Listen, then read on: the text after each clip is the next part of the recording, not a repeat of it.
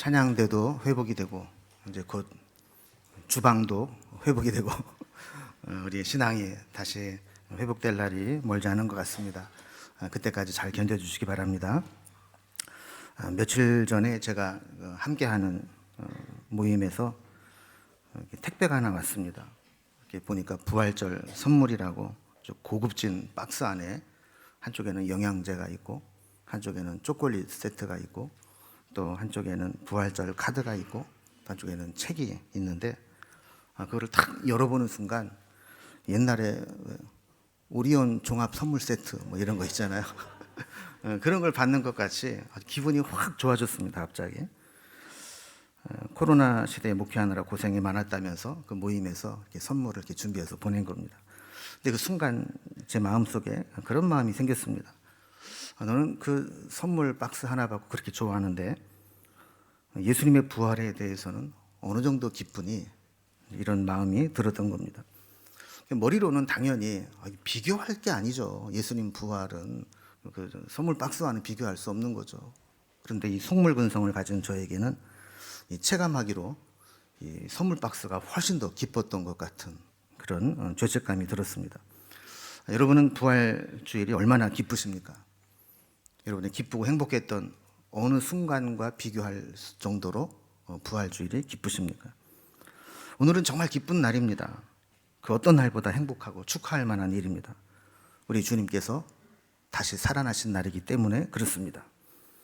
부활 주일이 주님이 부활하신 것을 기념하는 날이라면 부활절은 시즌으로 예수 그리스도께서 사망 권세를 이기고 다시 살아나신 부활 주일부터 성령 강림절인 오순절까지 50일간의 기간을 부활절로 지킵니다. 그래서 이 50일을 기쁨의 50일이라고 하는데 공식적인 절기 이름은 The Great 50 Days로 위대한 날들 50일 이렇게 지킵니다. 예수님의 고난과 십자가 죽음은 사순절 기간 동안 제 수요일에 시작해서 6번의 주일을 뺀 40일, 사실 사순절은 정확히 말하면 46일 동안 지키는 절기입니다. 그런데 자칫 부활주일은 그냥 하루, 부활주일 행사로 그냥 끝나버리고 잊어버리기가 쉽습니다.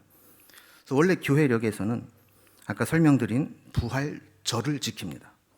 그래서 부활주일 다음 주는 부활절 2주, 그 다음 주는 부활절 3주 이렇게 지키다가 7주까지 부활절 7주 이렇게 지키고 8주차가 되면 오순절 성령 강림 주일이 됩니다.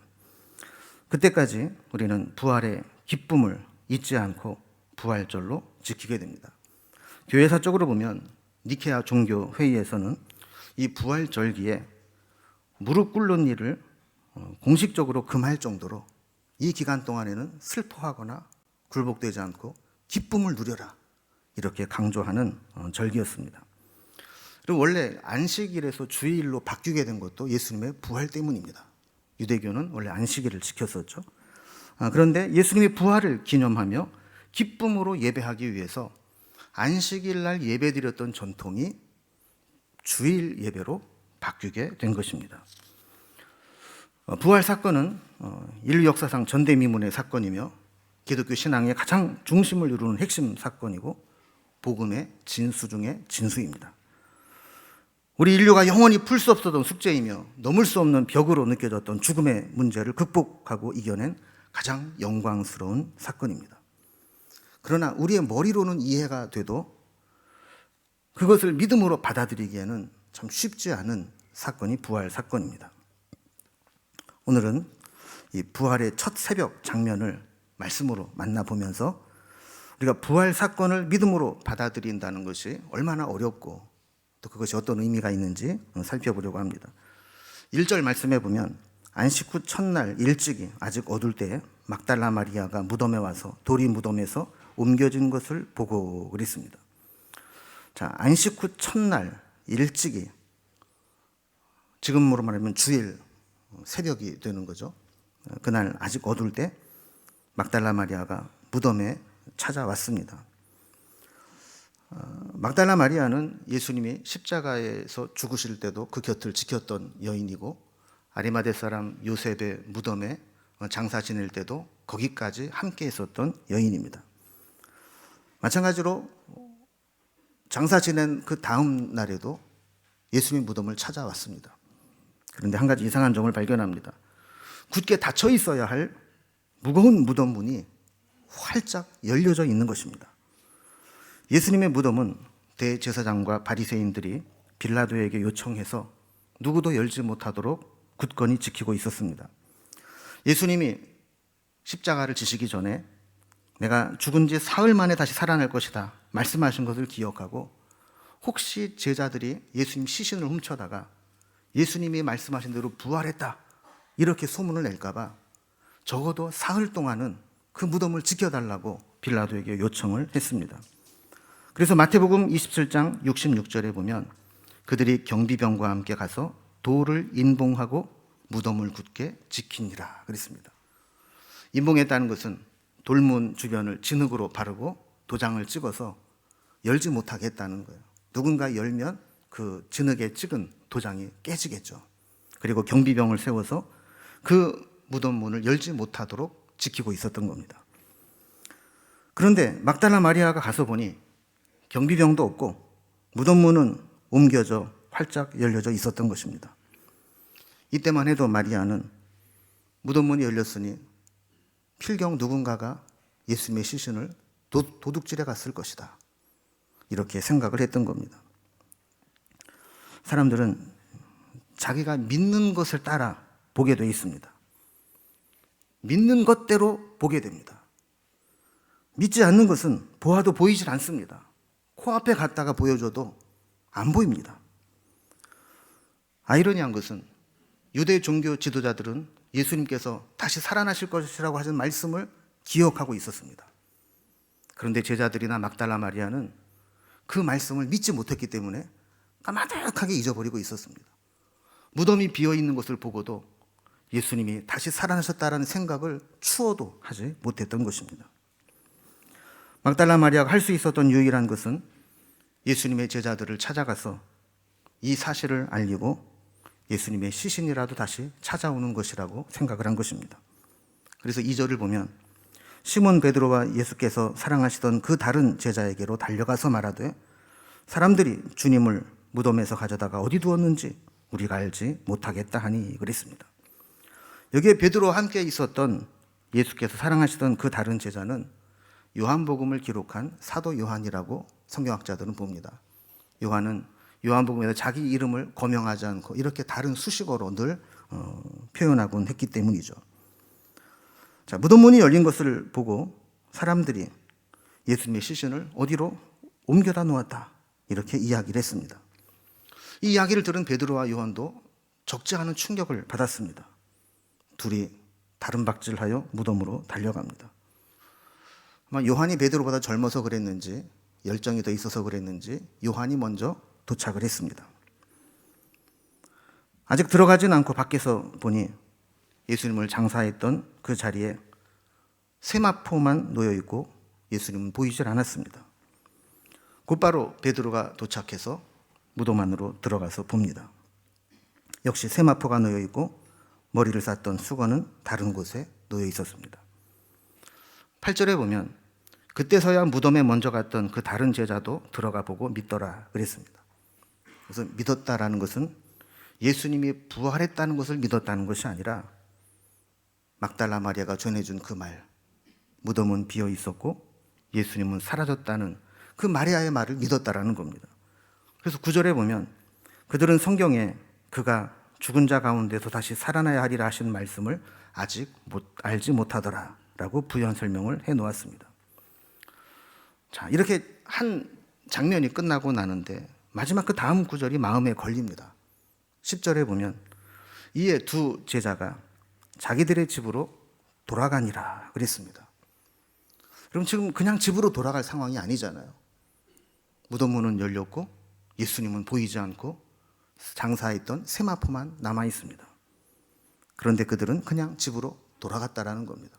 아마도 예수님의 시신마저도 잃어버렸다는 상실감만 가지고 절망 가운데 집으로 돌아가는 것 같습니다. 사람들은 보통 자기 상식이라고 생각하는 범위 내에서만 믿으려고 합니다. 문제가 생겨도 그 문제를 해결하려고 할 때 자기가 상식이라고 생각하는 범위 내에서만 문제의 해답을 찾으려고 합니다.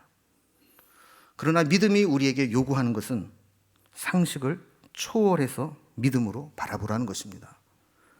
믿음은 상식으로가 아니라 주님이 하신 말씀을 받아들이는 것으로 시작되는 것입니다. 많은 신앙인들이 본인은 믿음이 좋다고 하지만 실제 삶에서는 자신의 경험과 상식에 제한된 믿음 생활을 하려고 합니다. 베드로와 요한, 막달라 마리아 모두 어떻게 죽은 사람이 다시 살아나? 이 상식이 내가 죽은 지 사흘 만에 다시 살아나려 하신 주님의 말씀보다 그들의 생각을 더 지배하고 있었던 것입니다. 여러분, 말씀을 신뢰하지 않고 자기의 경험과 상식을 신뢰하고 살아가면 절대로 믿음의 역사가 나타나지 않습니다. 왜 우리에게는 믿음의 역사가 나타나지 않고 왜 우리에게는 기도 응답이 일어나지 않을까요? 늘 상식선에서만 바라보기 때문에 그렇습니다. 11절에 보면 베드로와 요한에 이어서 막달라 마리아도 무덤에 도착을 했습니다. 11절에 보니까 마리아는 무덤 밖에 서서 울고 있더니 울면서 구부려 무덤 안을 들여다보니 그랬습니다. 자, 이 장면을 지켜보고 있었던 막달라 마리아가 할 수 있는 것은 그냥 우는 것뿐이었습니다. 이 일을 우야노, 이제 어째야 되나? 울면서 구부려 무덤 안을 들여다보는데 베드로와 요한이 들어갔을 때는 보이지 않던 사람들이 보입니다. 12절에 보니까 흰옷 입은 두 천사들이 예수의 시체 누웠던 곳에 하나는 머리편에 하나는 발편에 앉았더라 그랬습니다. 이들이 마리아에게 말을 겁니다. 13절에 보면 천사들이 이르되 여자여 어찌하여 우느냐? 이르되 사람들이 내 주님을 옮겨다가 어디 두었는지 내가 알지 못함이니이다. 그럼 여기에서 천사들이 어찌하여 우느냐라고 물은 것은 지금 예수님은 다시 살아나셔서 지금 기뻐하고 축제의 분위기가 되어야 되는데 어째서 부활을 믿지 못하고 울고 있느냐 하는 질문이죠. 그러나 마리아의 생각은 예수님이 다시 살아나셨다라는 것은 꿈에도 생각을 못하고 그저 예수님의 시신을 누가 훔쳐갔다라는 그 자기의 생각에서 벗어나지를 못하는 겁니다. 예수님이 돌아가신 것도 괴로운데 누가 시신까지 도둑질해서 이 어찌 된 일인가 하는 거죠. 우리도 그럴 때가 있습니다. 기도하고 하나님께 맡길 때 하나님은 이미 우리의 문제를 다 해결해 놓으시려고 준비를 다 해놨습니다. 그런데 우리는 지금 당장 내 눈앞에 보이지 않는다고 해서 여전히 절망하고 여전히 낙심하고 여전히 불신앙적으로 우리의 삶을 바라볼 때가 있다라는 것이죠. 이렇게 천사들과 이야기를 나누는데 마리아가 인기척을 느끼고 뒤를 돌아봤다 그럽니다. 이때 그는 예수님을 살짝 보게 됩니다. 그런데 놀랍게도 마리아는 그가 누구인지 몰랐다 그래요. 뒤에 15절에 보면 무덤을 지키는 동산지기인 줄 알았다는 겁니다.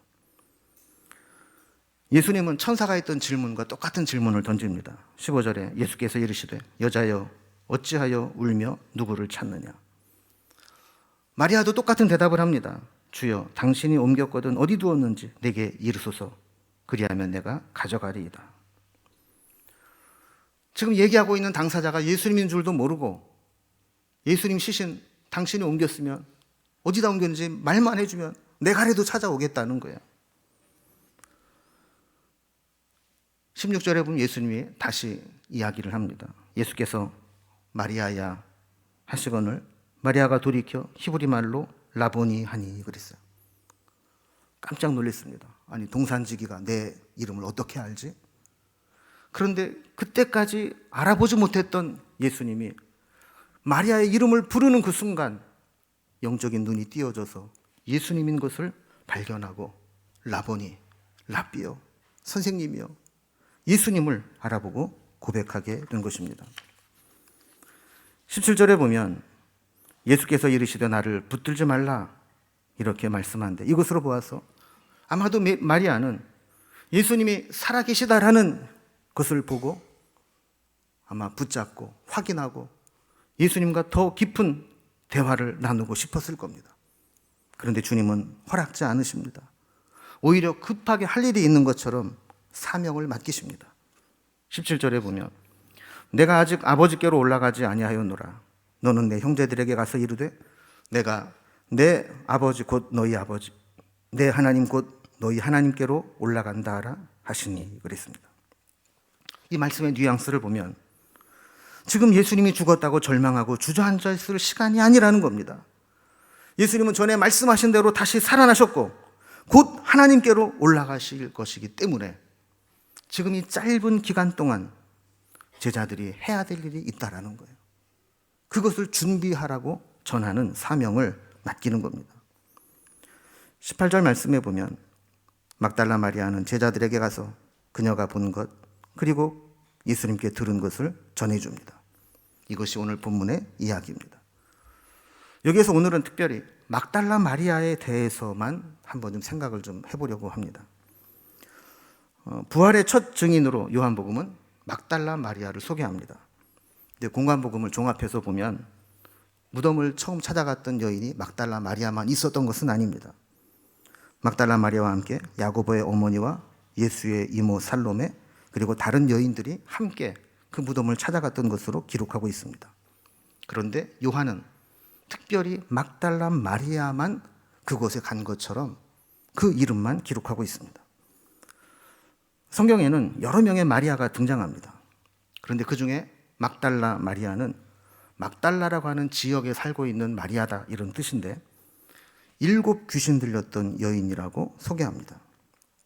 누가복음 8장 2절에 보면 병고침을 받은 어떤 여자들 곧 7 귀신이 나간 자 막달라인이라 하는 마리아와 이런 설명이 있습니다. 여러분, 한 귀신에게만 시달려도 고통스럽고 인생이 파괴되는데 7 귀신이 그 안에서 서로 싸우면서 그 인생을 괴롭히면 그 삶이 얼마나 비참해졌겠습니까? 귀신이 발작할 때마다 사람들에게 멸시와 배척을 받으며 두려움의 대상이 되었을 겁니다. 이 여인은 육신은 살아있지만 살아있어도 산 것이 아닌 죽음과 같은 세월을 살아왔던 여인입니다. 그런데 예수님께서 그 귀신을 쫓아내 주셨던 것입니다. 누가복음 8장 3절에 보면 막달라 마리아는 고침받은 후에 자기의 소유로 주님과 제자들을 섬겼다 그랬습니다. 전승에 의하면 여자 중에 최고의 제자로 주님을 섬긴 여인으로 기록되고 있습니다. 남들 다 도망갔을 때 끝까지 십자가 곁을 지켰고 아리마대 사람 요셉의 무덤에 안치되는 것까지 지켜보면서 끝까지 함께했던 여인입니다.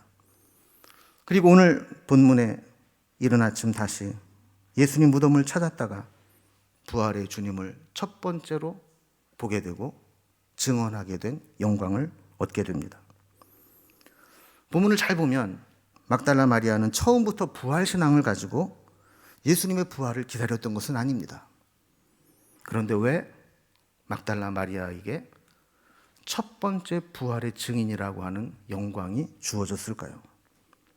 그 이유는 막달라 마리아는 끝까지 주님을 사랑하고 주님을 떠나지 않았기 때문에 그렇습니다. 마리아는 끝까지 예수님을 떠나지 않았습니다. 무덤 문이 열린 것을 보고 제자들을 찾아가 알리고 예수님 시신이 사라진 것을 보면서 진정으로 안타까워서 눈물을 흘렸습니다. 예수님의 시신을 어디 옮겼는지 말만 해주면 자기가 찾아오겠다라고 이야기할 정도였습니다. 여러분, 사랑하면 포기하지 못합니다. 끝까지 함께합니다. 다른 사람들은 이제 됐다고 그만하라고 이제 포기하라고 자유하라고 해도 사랑하는 마음이 더 크면 절대로 잊지 못하고 포기하지 못하고 중단하지 못합니다. 마리아는 예수님이 죽은 것을 보았고 장사 지내는 것까지 눈으로 확인했지만 그럼에도 불구하고 예수님을 떠나지 못하고 포기하지 못하고 예수님과 함께하고 싶었던 그 사랑의 마음이 있었던 것입니다. 이것을 보면 이해보다 사랑이 먼저고 이해하는 것보다 사랑하는 것이 더 중요하다는 것을 알게 됩니다. 부활의 첫 목격자와 증인된 영광은 이렇게 해서 막달라 마리아에게로 돌아가게 됩니다. 저는 말씀을 준비하면서 이번에 특별히 좀 깨달은 게 있습니다. 그게 뭐냐면 은혜는 늘 의외의 현장에서 의외의 인물에게 나타날 수 있다는 겁니다. 그들은 부활의 주님을 만난 장소가 죽음의 장소인 무덤이었다는 것을 우리는 보게 되죠. 무덤이 어떤 곳입니까? 사람들이 가기 꺼려하는 곳입니다. 죽음의 그늘이, 죽음의 그 분위기가 있는 곳이 무덤입니다. 그런데 죽음의 권세가 있는 곳에 그 무덤에서 주님이 살아나신 것을 만나게 되었습니다. 여러분, 우리도 때로 가능하면 피하고 싶은 곳, 가능하면 가고 싶지 않은 곳, 가능하면 내 삶의 자리가 옮겨졌으면 하는 곳, 그곳이 오히려 하나님의 은혜를 만나는 곳이 될 수 있다는 것을 기억해야 됩니다. 여러분, 혹시 지금 여러분이 있는 삶의 자리가 피하고 싶은 자리는 아닙니까? 제발 이 자리에서 벗어나고 싶다, 그런 자리가 아닙니까? 혹시 그런 자리에 계신 분이 있다면 그 자리에 의외의 하나님의 은혜가 임할 수 있음을 기억하시기 바랍니다. 또한 부활의 주님을 처음 목격한 은혜는 의외의 인물에게 임할 수 있다는 것입니다. 여러분, 예수님이 처음 이 땅에 오실 때에도 세상의 권세자들이나 학문이 뛰어난 자들이나 높은 종교 지도자들이 아니었습니다. 들에서 양을 치던 목자들이 처음 예수님의 나심을 맞이하게 된 것입니다. 마찬가지로 부활하신 주님을 만나는 그 사람도 예수님의 훌륭한 제자들도 종교 지도자들도 세상의 권세자들도 아닌 가장 비참했던 인생을 살았던 막달라 마리아, 7 귀신에게 시달렸던 그 여인이 부활의 첫 번째 증인이 되는 은혜를 입었던 것입니다. 성경의 가장 중요한 원리 중에 하나는 은혜의 의외성입니다. 당연한 것, 그럴 만한 것, 은혜 받을 만한 곳에 임하는 은혜는 없습니다. 특별한 은혜는 항상 의외의 장소에서 의외의 인물에게 임했습니다. 여러분, 성경에서 저 사람 진짜 큰 은혜 받은 사람이다 라고 기억되는 분들 한번 또 되새겨 보십시오. 그들 가운데 그럴만해서 은혜를 받은 사람은 한 사람도 없습니다. 가장 비참했던 자, 가장 큰 실패를 경험했던 자, 심지어는 범죄를 저지른 자, 비겁했던 자, 때로는 부모마저도 그에게 별다른 기대를 하지 않고 포기했던 자, 적어도 은혜를 입기 전까지는 그렇고 그런 사람들이었습니다. 그런데 그런 자에게 의외의 은혜가 임할 때 놀라운 변화가 나타났던 것입니다. 오늘 주님이 부활하신 날에 우리가 가장 큰 영광과 은혜를 체험하는 의외의 믿음의 인물이 되기를 소망합니다. 부활절은 세레모니 하는 날이 아닙니다. 이 부활절의 부활의 능력이 우리에게 임할 때 부활의 특별한 은혜와 능력이 우리를 변화시킬 줄로 믿습니다. 부활 사건이 부활 신앙으로 이어지고 주님 다시 만나는 날까지 부활 신앙으로 살아가기를 주님의 이름으로 기원합니다. 불과 한 달 전만 해도 찬바람이 불면 옷깃을 여미고 움츠러들었습니다. 그런데 지금은 형형색색의 아름다운 봄꽃들이 곳곳에 피어나고 있습니다. 비록 우리의 삶의 현장이 아글골짜기처럼 절망스러운 자리라 할지라도, 에스겔 37장에 마른 뼈들로 가득 찬 죽음의 골짜기라 할지라도 부활의 주님이 오시면 이곳 이 의외의 장소에 우리와 같은 평범한 의외의 사람들에게 부활의 은혜가 임할 줄로 믿습니다. 이곳에 꽃이 피어나고 열매가 맺히고 절망과 죽음에 살아난 자들의 웃음소리가 넘쳐나고 하늘이 열리고 우리와 함께 하시는 주님의 영광을 보게 될 것입니다.